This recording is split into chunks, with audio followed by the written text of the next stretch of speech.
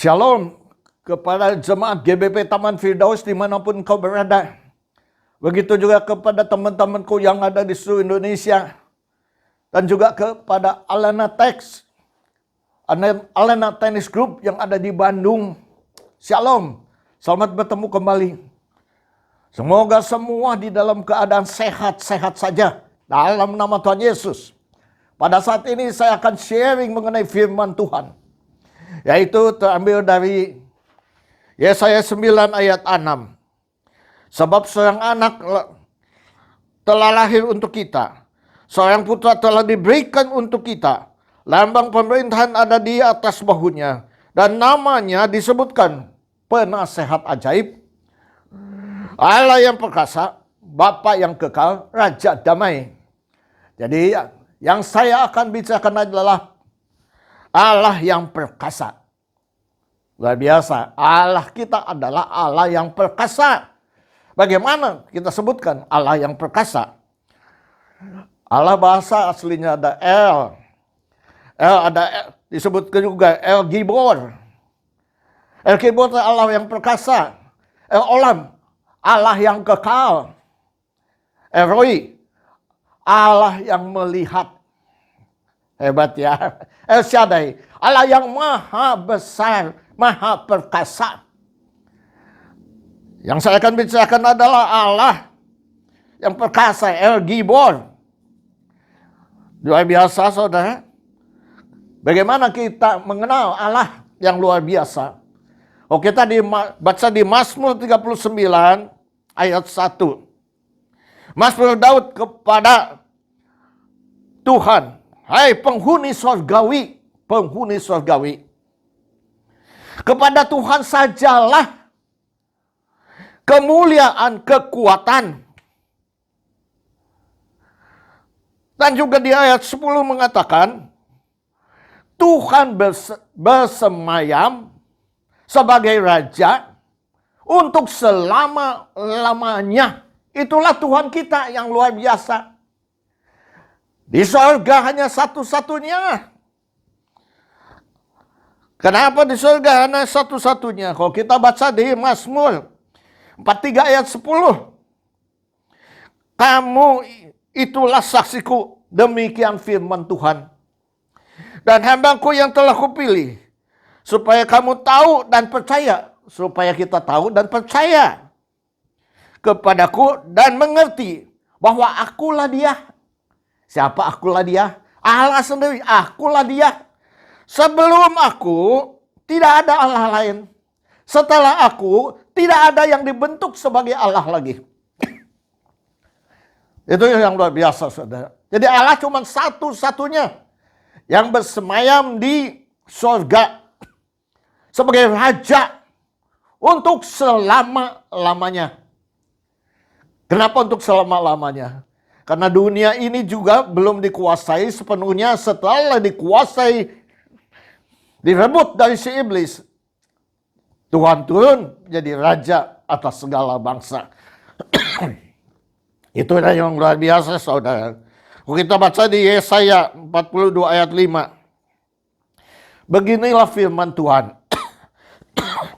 Tuhan yang menciptakan langit dan membentangkannya. Luar biasa. Yang menghamparkan bumi dengan segala isinya, tumbuh-tumbuhan. Yang memberikan napas kepada manusia. Yang memberikan nyawa kepada orang-orang yang ada di dunia ini. Itu siapa namanya? Itu Bapak kita yang namanya Allah Abraham, Ishak dan Yakub. Allah El Gibor. Itu yang luar biasa, saudara. Kita baca di Keluaran 34 ayat 6. Waktu itu Musa dengan orang-orang berkumpul. Berjalanlah Allah melalui mereka.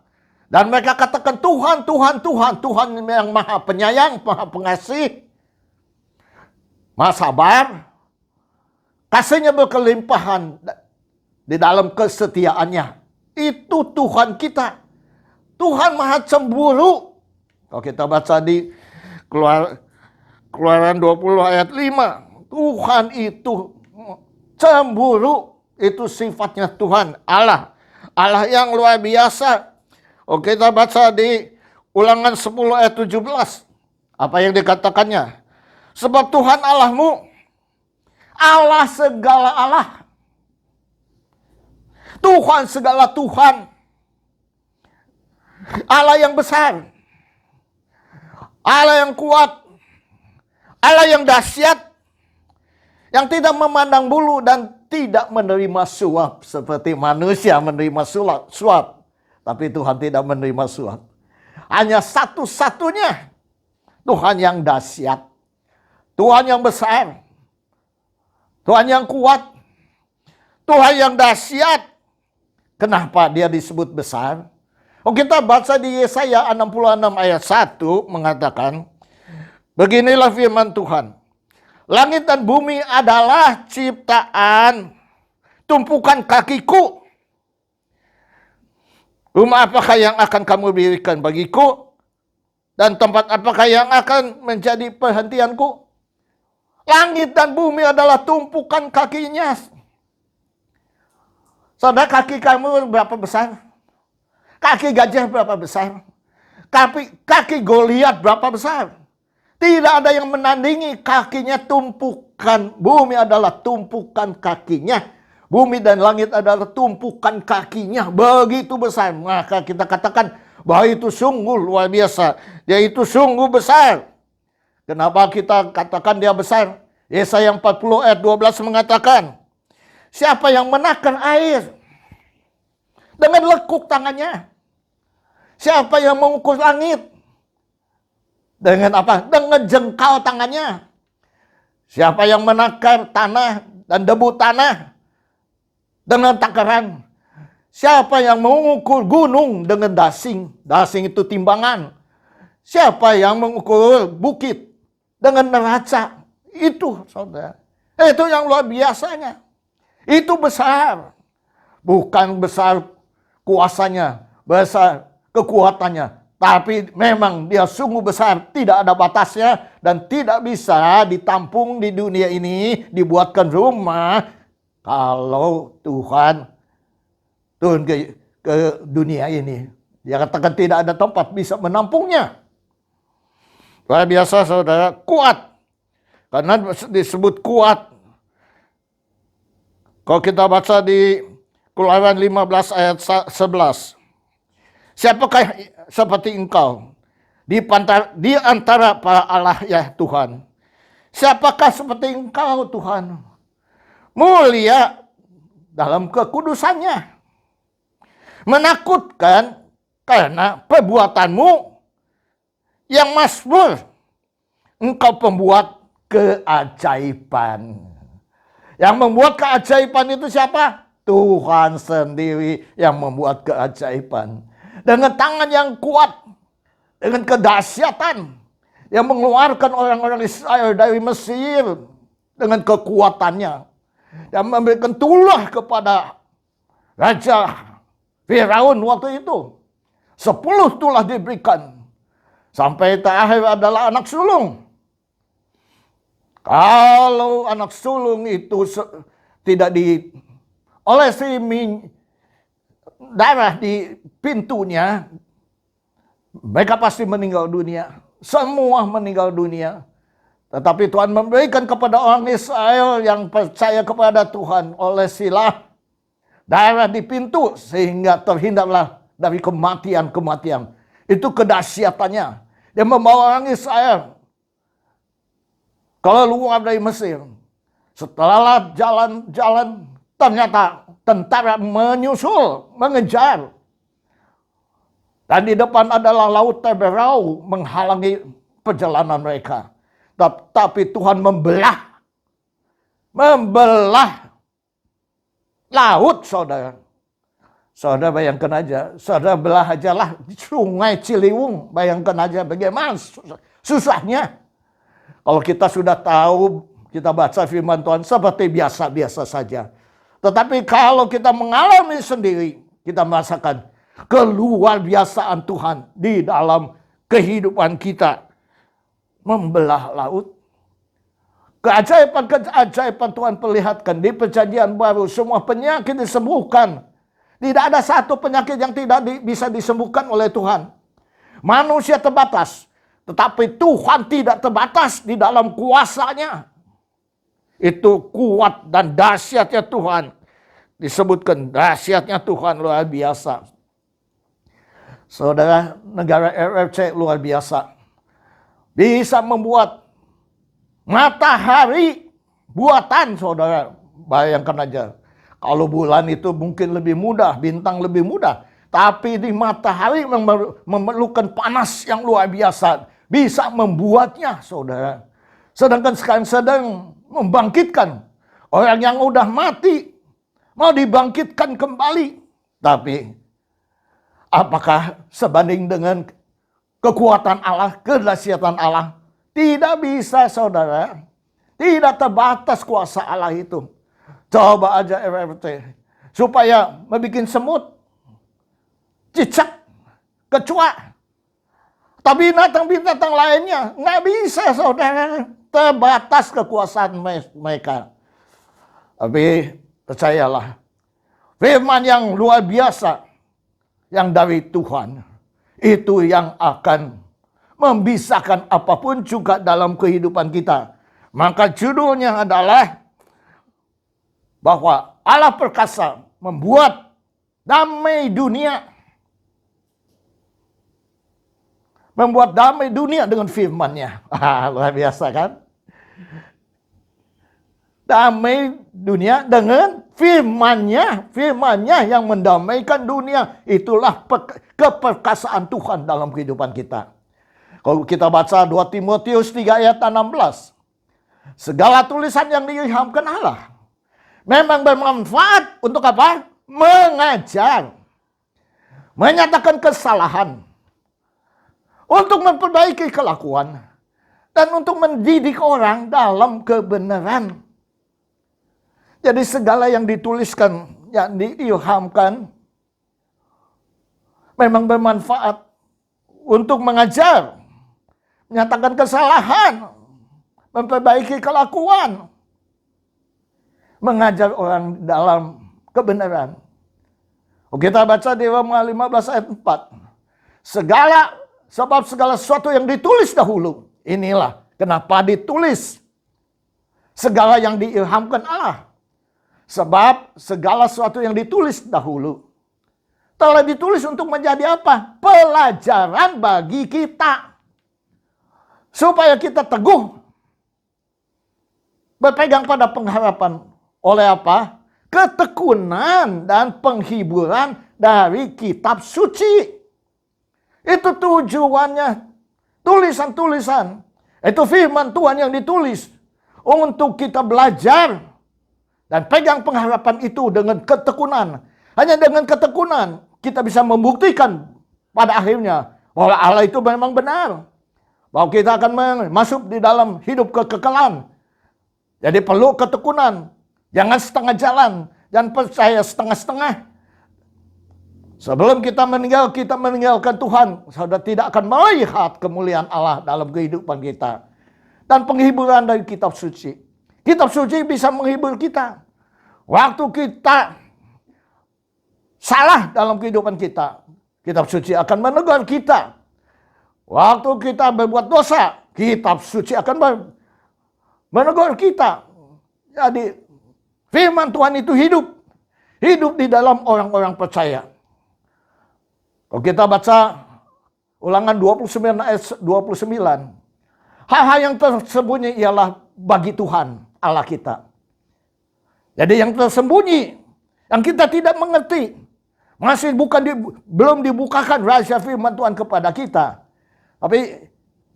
Tetapi hal-hal yang dinyatakan ialah bagi kita. Jadi ada yang dinyatakan, yang jelas bagi kita. Dan bagi apa? Bagi anak-anak kita. Sampai selama-lamanya. Supaya kita melakukan segala perkataan hukum Taurat, saudara. Hukum Taurat perlu diperkatakan dimanapun kita berada. Hukum Taurat perlu diperkatakan turun-temurun, saudara. Waktu engkau berdiri, waktu engkau tidur, waktu engkau berjalan. Semua itu firman Tuhan yang harus didengung-dengungkan kepada anak-anak kita. Supaya turun-temurun mereka mengenal firman Tuhan dan melakukan firman Tuhan di dalam kehidupan mereka. Dan generasi berikutnya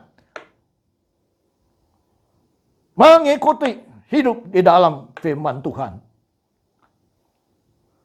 Puji Tuhan, kalau di Mazmur, Daud kepada Tuhan, hai penghuni surgawi, kepada Tuhan sajalah kemuliaan dan kekuatan. Mazmur 29 ayat 10, Tuhan bersemayam di air bah. Tuhan bersemayam sebagai raja untuk selama-lamanya. Ini yang saya tadi sudah katakan. Bahwa Tuhan bersemayam di surga sebagai raja untuk selama-lamanya. Oke, kita membaca di Yesaya 43 ayat 10. Kamu inilah saksiku, demikian firman Tuhan. Dan hambaku yang telah kupilih. Supaya kamu tahu dan percaya kepadaku dan mengerti bahwa akulah dia. Sebelum aku tidak ada Allah yang dibentuk. Dan sudah aku tidak akan ada lagi. Jadi satu-satunya. Luar biasa enggak? Luar biasa. Oke, kita baca di Yesaya 42 ayat 5. Beginilah firman Allah. Tuhan yang menciptakan langit dan bentangkannya, yang menghamparkan bumi dengan segala tumbuh di atasnya, yang memberikan napas kepada umat manusia, menduduki dan nyawa kepada mereka yang hidup atasnya. Dikatakan, aku ini Tuhan telah memanggil engkau untuk maksud menyelamatkan tentang mereka memegang tanganmu. Memegang dengan tangan Tuhan. Tangan kanannya memegang. Aku telah membentuk engkau dan memberi engkau menjadi perjanjian bagi umat manusia. Menjadi terang untuk bangsa-bangsa. Itulah tujuan Yesus Kristus di dalam dunia ini. Untuk membuka mata buta. Untuk mengeluarkan orang hukuman dari tempat tahanan. Dan mengeluarkan orang-orang duduk dalam gelap dari rumah penjara. Aku inilah Tuhan. Itulah namaku. Siapa nama Tuhan? Aku adalah aku. Waktu Musa menanyakannya, Tuhan menjawab, aku adalah aku. Eheye, eser, eheye.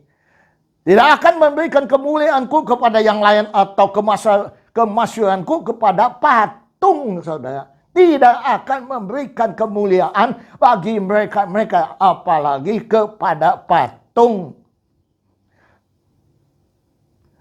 Kalau kita baca di Keluaran 34 ayat 6. Berjalanlah Tuhan lewat dari depannya. Dan berseru, Tuhan, Tuhan, Allah penyayang, Allah pengasih, panjang sabar, berlimpah kasihnya dan setianya. Itulah sifat Tuhan. Allah penyayang, Allah pengasih, panjang sabar, berlimpah kasih dan setianya. Itulah Tuhan kita. Itu sifat Tuhan kita yang luar biasa, saudara. Yesaya 66 ayat 1. Beginilah firman Tuhan. Langit dan tahta dan bumi adalah tumpuan kakiku. Ini sudah dibaca tadi. Teruskan.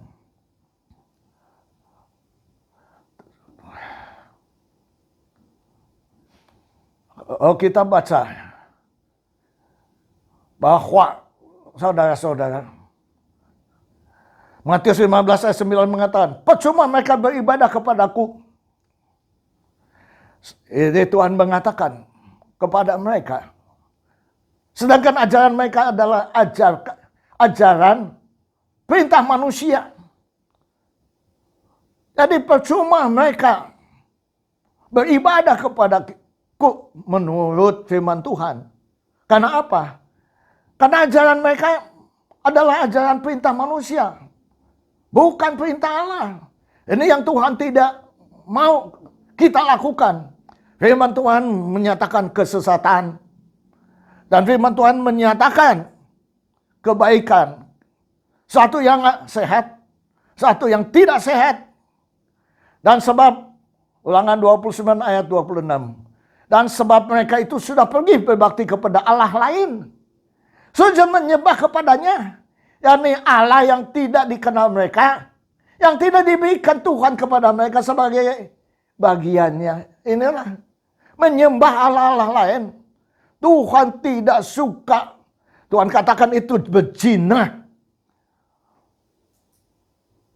Menyembah Allah lain itu berzina. Ini Allah yang tidak dikenal dan tidak diberikan Tuhan kepada mereka sebagai bagiannya. Tetapi orang-orang Israel tegar tengkuk mereka semuanya. Setelah mereka bebas, setelah mereka mengalami kemenangan, mereka kembali lagi kepada penyembahan berhala. Tuhan marah sekali terhadap mereka. Inilah pelajaran yang sesat. 1 Timotius 4 ayat 1 mengatakan demikian. Tetapi Roh dengan tegas mengatakan bahwa di waktu-waktu kemudian ada orang yang akan murtad, lalu mengikuti roh penyesat dan ajaran setan-setan. Inilah pada akhir-akhirnya ada orang murtad, saudara. Banyak orang tidak tahan, tidak kuat untuk tekun mengiringi Tuhan. Kalau bukan dari firman Tuhan, kalau bukan kuasa dari Tuhan, saudara sulit untuk mengiringi Tuhan. Sampai Tuhan memanggil kita. Kita bisa jatuh bangun, kita jatuh bangun, kita jatuh bangun. Ingat baik-baik, sulit untuk kita sendiri mengiringi Tuhan sampai kita masuk ke surga hidup yang kekal.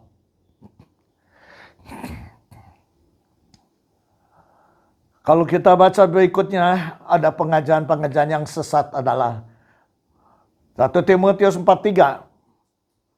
Mereka itu melarang orang kawin, melarang orang makan makanan yang diciptakan Allah. Makanan yang diciptakan Allah dilarang, kata Tuhan, tidak apa-apa kalau dengan ucapan syukur kita dalam kehidupan kita.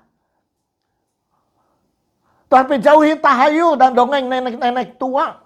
Ingat baik-baik, Tuhan benci kepada orang yang percaya kepada tahayul dan dongeng nenek-nenek tua. Saya baca di WhatsApp, ada disebutnya amulet. Amulet itu luar biasa, membuat orang menjadi kaya raya mendadak, saudara, hanya dengan amulet. Disaksikan luar biasa seorang ibu membeli apa? Beli amulet. Waktu itu sampai 3 bulan.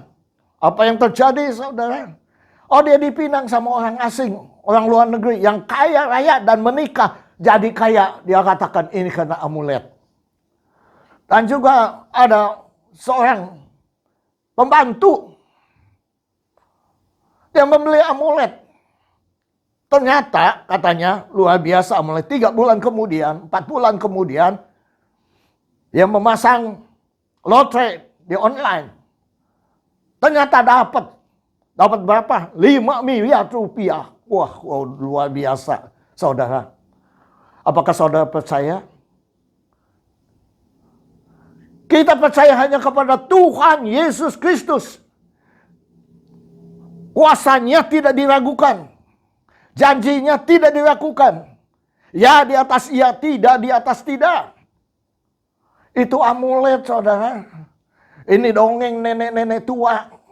Jangan percaya apapun dongeng-dongeng nenek-nenek tua. Tuhan benci kepada kita yang percaya kepada nenek-nenek tua. Ayat 10, 1 Timotius 4 ayat 10. Itulah sebabnya kita berjerih payah dan berjuang. Karena itu kita menaruh pengharapan kita kepada Allah yang hidup. Jadi menaruh pengharapan kita kepada Allah yang hidup, juru selamat semua manusia. Terutama mereka yang percaya, saudara. 1 Timotius 4 ayat 13. Sementara itu sampai aku datang, bertekunlah dalam membaca kitab-kitab suci. Bertekun membaca kitab-kitab suci. Karena kitab-kitab suci dalam membangun dan mengajar kita dalam kehidupan kita. Membangun kita menjadi percaya. Membangun kita menyaksikan bahwa Tuhan itu hidup. Membangun kita dan mengajar kita untuk yang baik, yang bermanfaat, yang untuk hidup yang kekal. Itu yang diajarkan Tuhan kepada kita dalam kehidupan kita. Saudara, itu yang tersesat. Yang sesat itu, terutama juga jangan, saudara, mengutamakan adat istiadat dalam kehidupanmu. Kenapa adat istiadat itu memang lebih dari firman Tuhan mereka lakukan. Yesus mengatakan, kamu mempersembahkan seluruhnya untuk adat istiadat, tetapi kepada orang tuamu engkau tidak memberikannya. Adat istiadat. Jadi Tuhan tidak ingin supaya kita meremehkan firman Tuhan. Apa yang diajarkan untuk yang sehat. Titus 2 ayat 1-7. Ayat 1. Tetapi engkau beritakanlah apa yang sesuai dengan ajaran sehat. Apa itu ajaran sehat yang Tuhan berikan kepada kita? Untuk laki-laki yang tua, hendaklah hidup sederhana, hidup terhormat, hidup bijaksana. Perlu nggak terhormat itu perlu? Udah tua, jangan macam-macam lah. Udah mau ketemu Tuhan kok macam-macam. Hidup sederhana. Ada orang kaya, segala dibeli kekayaannya, bajunya yang mewah-mewah, akhirnya bosan sendiri. Mobilnya yang mewah-mewah, bosan sendiri. Akhirnya kembali kepada hidup yang sederhana. Dia katakan sederhana lebih enak daripada hidup mewah-mewah. Tidak ada artinya sama sekali. Terhormat. Terhormat itu melakukan dengan sopan santun kehidupan mereka. Bijaksana. Bijaksana itu tidak pilih kasih kepada anak, mantu, cucu. Tidak pilih kasih. Mengasihi mereka dengan sungguh-sungguh. Tapi orang yang laki-laki udah tua harus sehat. Sehat dalam apa? Dalam iman. Dalam kasih. Dalam ketekunan. Tanpa ketekunan kau tidak akan melihat Allah. Untuk perempuan-perempuan, hendaklah mereka hidup sebagai apa? Orang yang beribadah. Jangan mengfitnah. Jangan hidup menjadi hamba anggur. Tapi cakap mengajar hal-hal yang baik. Perempuan-perempuan tua, dengarkanlah. Jangan kamu menjadi hamba anggur. Jangan kamu menggosip, mengfitnah, dan yang lain-lain. Tetapi dengan cakap mengajar hal-hal yang baik. Dengan demikian mendidik perempuan-perempuan muda. Jadi mendidik perempuan muda untuk apa? Untuk mengasihi suami, untuk mengasihi anaknya, hidup bijaksana, hidup suci, rajin mengatur rumah tangga, baik hati, dan taat kepada suami, agar firman Tuhan jangan dihujat orang. Itulah harus hidup bijaksana, saudara. Luar biasa. Jadi ini adalah nasihat-nasihatnya kepada orang muda. Nasihatnya apa? Supaya mereka menguasai diri. Anak muda biasa tidak bisa menguasai diri. Mereka sangat emosional dalam segala hal. Jadikanlah dirimu, jadikan teladan. Zaman-zaman sekarang ini menjadi teladan itu anak-anak muda menjadi teladan. Teladan dalam hal apa? Teladan dalam berbuat baik. Hendaklah engkau jujur dan sungguh-sungguh dalam pengejaranmu, dalam pengajaranmu. Luar biasa saudara. Berikutnya, pelajaran-pelajaran apa saja. Itu adalah pelajaran yang sehat yang Tuhan berikan kepada kita semua untuk kita lakukan di dalam kehidupan kita. Supaya apa yang diilhamkan Tuhan, baik untuk mengajar, menyatakan kesalahan dan memperbaiki kelakuan. Bagaimana kita memperbaiki kelakuan kita? Menyatakan kesalahan. Firman Tuhan memperbaiki kelakuan kita. Yohanes 8 ayat 32 mengatakan, dan kamu akan mengetahui kebenaran, dan kebenaran itu akan memerdekakanmu. Oh, luar biasa, saudara. Kebenaran itu akan memerdekakanmu dari segala dosa, sehingga engkau bebas dari dosa. Roma 6 ayat 18 mengatakan, kamu telah dimerdekakan dari dosa dan menjadi hamba kebenaran. Kalau kita dibebaskan dari dosa, kita menjadi hamba kebenaran. Roma 6 ayat 22 mengatakan, tetapi sekarang, setelah kamu dimerdekakan dari dosa, dan setelah kamu menjadi hamba Allah, kamu beroleh buah yang membawa kamu kepada apa? Pengudusan. Hamba Allah menjadi pengudusan hidup, membawa kamu kepada pengudusan. Dan sebagai kesudahannya ialah hidup yang kekal yang kita terima. Puji Tuhan. Bagaimana hal belajar mengenai kebenaran?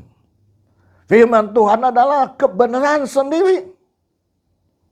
Kebenaran firman Tuhan mengatakan, kalau kita percaya, diberi kuasa supaya menjadi anak-anak Allah, yaitu mereka yang percaya dalam namanya. Yohanes 1 ayat 12. Puji Tuhan, saudara. Jadi kita harus percaya, jadi anak-anak Allah, sehingga kita memanggil dia, ya Aba, ya Bapa.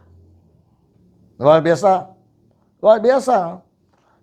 Menjadi anak Presiden Jokowi aja bangga.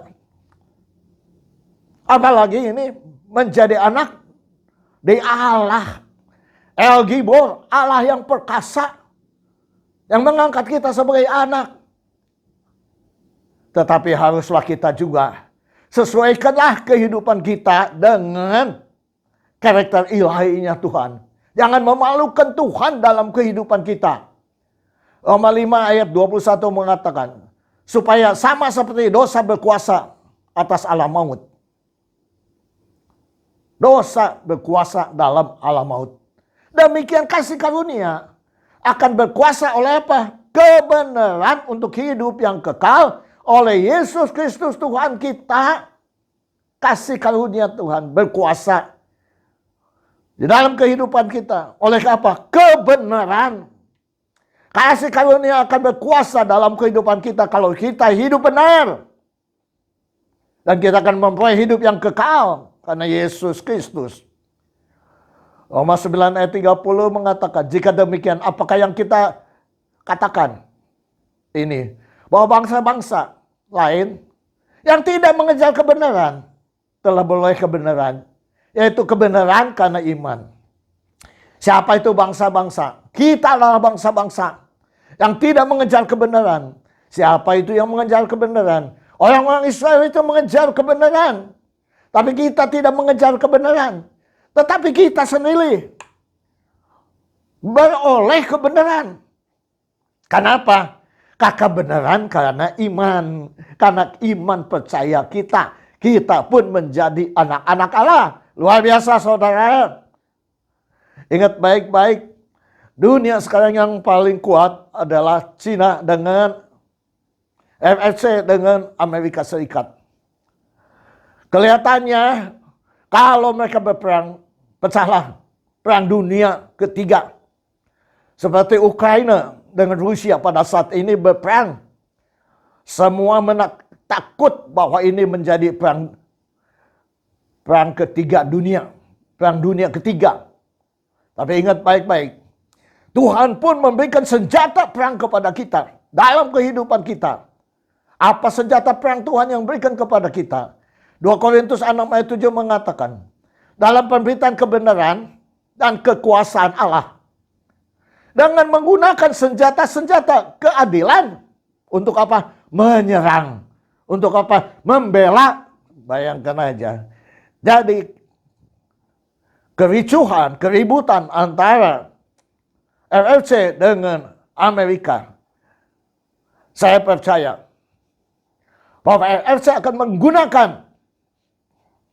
senjata. Senjata apa? Keadilan. Kebenaran itu dan kekuasaan Allah menggunakan senjata-senjata keadilan.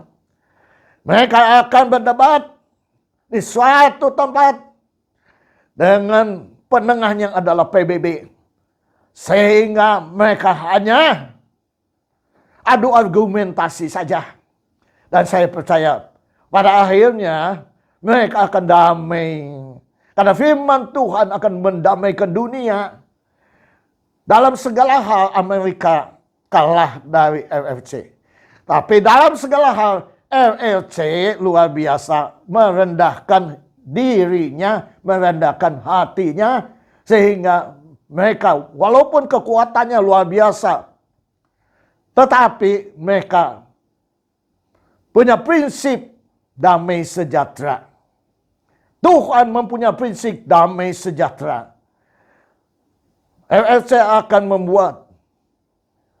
membuat senjata-senjata keadilan untuk menyerang Amerika dengan keadilan. Dan PBB sebagai penengahnya.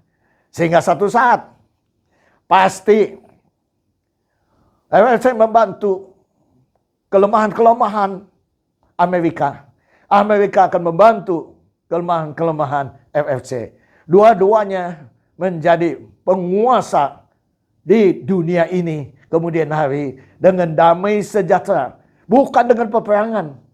Bukan dengan senjata-senjata canggih. Senjata-senjata kimia. Dengan exocet. Bukan dengan itu. Tetapi kebenaran digunakan dengan senjatanya adalah keadilan. Untuk menyerang dan untuk membela saudara. Efesus 4 ayat 24. Dan mengenakan manusia baru. Ya, kita harus mengenakan manusia baru. Yang telah diciptakan menurut kehendak Allah. Di dalam kebenaran. Kita diciptakan oleh Allah untuk kebenaran dan kekudusan yang sesungguhnya. Hidup benar, hidup kudus itulah inti di dalam kehidupan kita bersama Tuhan. Kita harus hidup benar. Hidup kudus. Walaupun sulit. Harus kejar kebenaran. Harus kejar kekudusan. Yang sesungguhnya. Efesus 6 ayat 14 mengatakan. Jadi berdirilah tegap. Jadi harus kita berdiri tegap. Berikat pinggangkan kebenaran. Dan berbaju jirahkan keadilan. Inilah nasihat-nasihatnya. Mengajar itu disebut didaskalia. Didaskalia saudara, mengajar. Firman Tuhan untuk mengajar kita. Tadi kita sudah membacanya. Yang sesat apa? Yang nasihat yang baik itu apa? Yang kita harus lakukan di dalam kehidupan kita. Maka itu kita harus belajar. Belajar apa? Belajar memuaskan diri. Walaupun tidak cukup, saudara. Pendapatanmu tidak cukup, tapi engkau harus memuaskan diri dengan ketidakcukupan. Harus memahami. Harus paham. Walaupun kita tidak setuju. Jangan ada keributan. Jangan hanya untuk bisa keinginan kita supaya orang lain juga sama. Pikiran orang, dua orang pun tidak akan bersama. Ayah sama anak pun berpikiran beda. Fokusnya beda. Pendapatnya beda. Karena mereka disekolahkan pintar. Banyak argumentasi. Yang kita pun tidak bisa menjawabnya. Betul? Harus memahaminya, saudara. Kita belajar untuk apa? Untuk ikhlas. Ikhlas. Di dalam kehidupan kita harus ikhlas. Walaupun tidak tulus. Belum bisa tulus, tapi kita harus ikhlas, saudara. Dan kita juga harus bisa sabar dalam kehidupan kita. Saudara sabar, saudara. Pasti kalau saudara sabar, Tuhan berkenan kepada kita. Kita harus sabar, saudara. Di dalam segala hal, kita harus sabar. Walaupun terbeban, rasanya gregetan. Bahwa kita yang benar, kita harus sabar. Tapi kita harus ingat, kita terbeban juga. Tapi kita pun harus sabar. Kita menanti kedatangan Tuhan, kita pun harus sabar. Dengan sabar, dengan ketekunan. Kita pun harus setia, saudara. Walaupun banyak godaan-godaan dalam kehidupan kita, kita tetap harus setia. Kita harus bisa memaafkan. Walaupun sakit hati. Ingat baik-baik. Hati itu seperti arus ombak. Gelombang dan ombak. Bisa pasang surut dan mudah mengalir mengikuti arus. Tetapi engkau tetap harus belajar. Belajar taat, percaya di jalan yang benar. Taat dan percaya di jalan yang benar. Mempertahankan jalan yang benar. Supaya kita hidup lebih baik. Dan kemudian menjadikan kita hidup yang terbaik bagi kita semuanya. Mesti belajar. Mesti belajar. Penting untuk belajar. Apalagi firman Tuhan. Penting untuk belajar. Penting untuk tahu. Penting untuk melakukan dalam kehidupan kita. Sehingga dunia ini damai bukan karena senjata.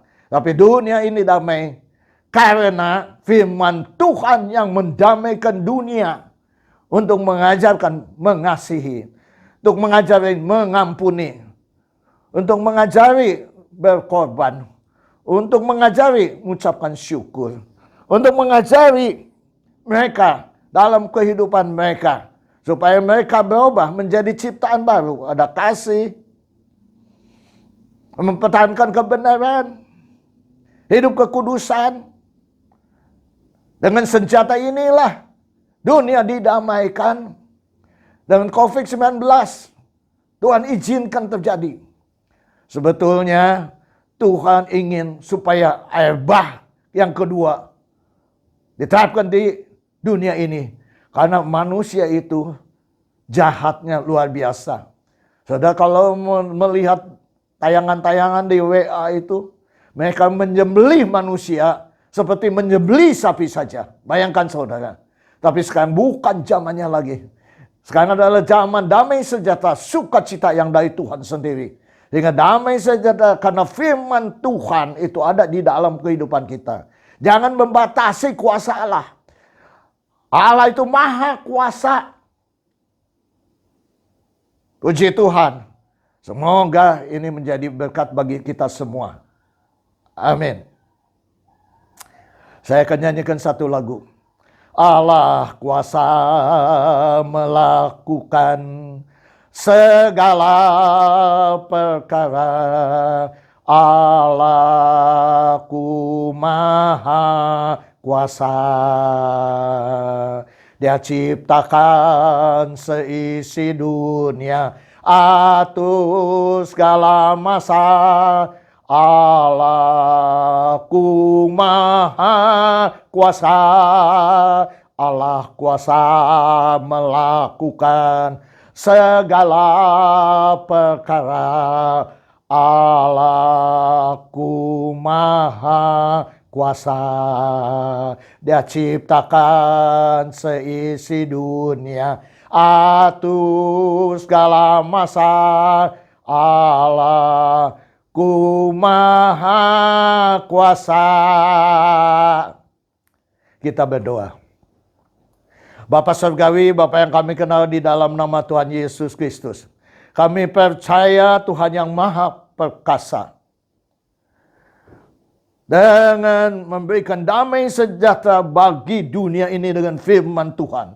Itu yang luar biasa. Bukan dengan senjata, bukan dengan kekuatan, tetapi dengan kelemah lembutan, dengan kebenaran, keadilan, dengan kasih, dengan kekudusan, mengalahkan dunia, mendamaikan dunia, sehingga setiap lutut bertelut lidah mengaku Allah yang luar biasa adalah Allah Abraham, Ishak dan Yakub. Allah yang tidak ada duanya. Sebelum Allah dibentuk, sebelum ada Allah, sebelum Allah dibentuk, Allah sudah ada. Dan Allah cuma satu-satunya. Dan di kemudian pun tidak ada Allah-Allah lain yang dibentuk. Luar biasa saudara.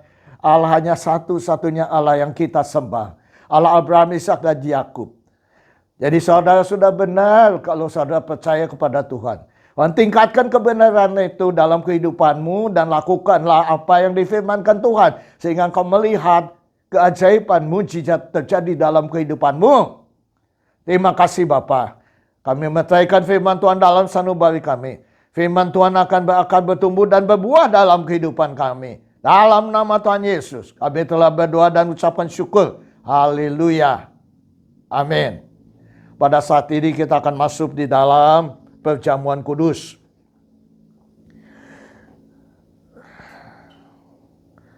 Persiapkanlah perjamuan kudus pada saat ini.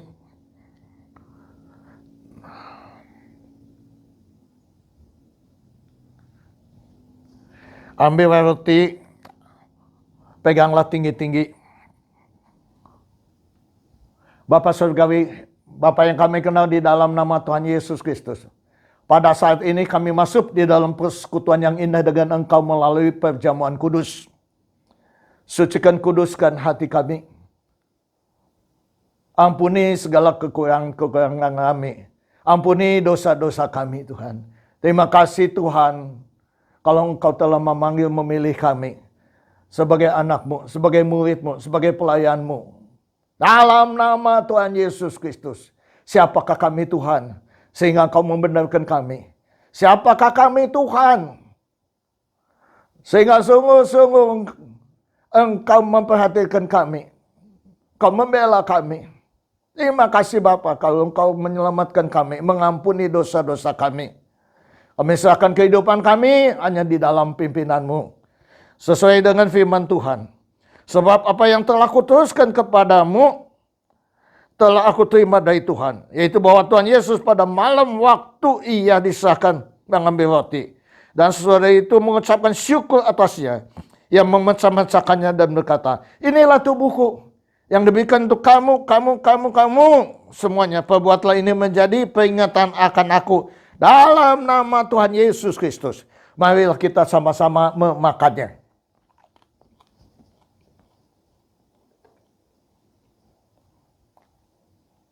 Angkatlah anggur ini tinggi-tinggi. Demikian juga ia mengambil cawan. Sudah makan lalu berkata, cawan ini adalah perjanjian baru yang dimeteraikan oleh darahku sendiri. Perbuatlah ini setiap kali kamu meminumnya menjadi peringatan akan aku. Sebab tiap kali kamu makan roti ini dan minum cawan ini, kamu memberitakan kematian Tuhan sampai ia datang untuk kedua kalinya. Hanya dalam nama Tuhan Yesus kami telah berdoa dan mengucapkan syukur. Haleluya. Ucapkan terima kasih dengan bahasa kita masing-masing. Terima kasih Bapak. Terima kasih Yesus. Terima kasih Roh Kudus. Kau luar biasa. Menjadikan kami luar biasa di dalam kehidupan-Mu. Engkau menyertai kami. Siapa lawan kami dalam kehidupan kami. Terima kasih Bapak. Engkau memanggil, memilih kami, memperhatikan kami, menjadi anak-anak-Mu dalam nama Tuhan Yesus Kristus. Kami serahkan kehidupan kami hanya di dalam pimpinan-Mu. Hanya dalam nama Tuhan Yesus kami telah berdoa dan mengucapkan syukur. Haleluya. Amin. Siapa yang ingin didoakan, kau boleh taruh kedua belah tanganmu di dadamu. Bapak Surgawi, Bapak yang kami kenal di dalam nama Tuhan Yesus. Kami percaya Tuhan yang hidup di dalam kehidupan orang-orang yang berpengharapan kepada Engkau. Kau melihat anak-anakmu yang menaruh tangannya di dadamu. Mungkin mereka sakit. Dalam nama Tuhan Yesus, Kau adalah dokter di atas segala dokter. Tabib di atas segala tabib. Engkau yang menjaman, menyembuhkan mereka. Bilu-bilu menyembuhkan mereka semuanya. Yang kena COVID-19. Yang kena Omicron. Dan virus-virus lainnya. Dalam nama Tuhan Yesus, bilu-bilumu menyembuhkannya dengan sempurna. Terima kasih Bapak. Begitu juga untuk mereka mengenai keluarga, mengenai pekerjaan, usaha. Dalam nama Tuhan Yesus, Engkau Maha Tahu, mengetahuinya kebutuhan-kebutuhan mereka. Tuhan bukakan jalan bagi mereka. Sehingga hidup berkecukupan karena mengandalkan Engkau, berpengharapkan kepada Engkau. Dalam nama Tuhan Yesus, kami telah menerima daripada Engkau dengan iman percaya. Dalam nama Tuhan Yesus. Terima kasih Bapak. Kami serahkan kehidupan kami hanya di dalam pimpinan-Mu. Sebentar kami akan berpisah dan kembali ke tempat kami masing-masing. Dalam nama Tuhan Yesus Kristus. Terimalah berkat anugerah dari Allah Bapa, damai sejahtera dari Yesus Kristus, persekutuan, persatuan, penghiburan dari Roh Kudus yang menghibur dan mempersatukan umat-Mu di tempat ini. Sekarang dan sampai Maranatha, Yesus datang untuk kedua kalinya. Hanya di dalam satu nama-nama di atas segala nama. Penguasa langit dan bumi dengan seisinya. Namanya Tuhan Yesus Kristus. Kami telah berdoa dan mengucapkan syukur. Haleluya. Amin. Tuhan memberkati.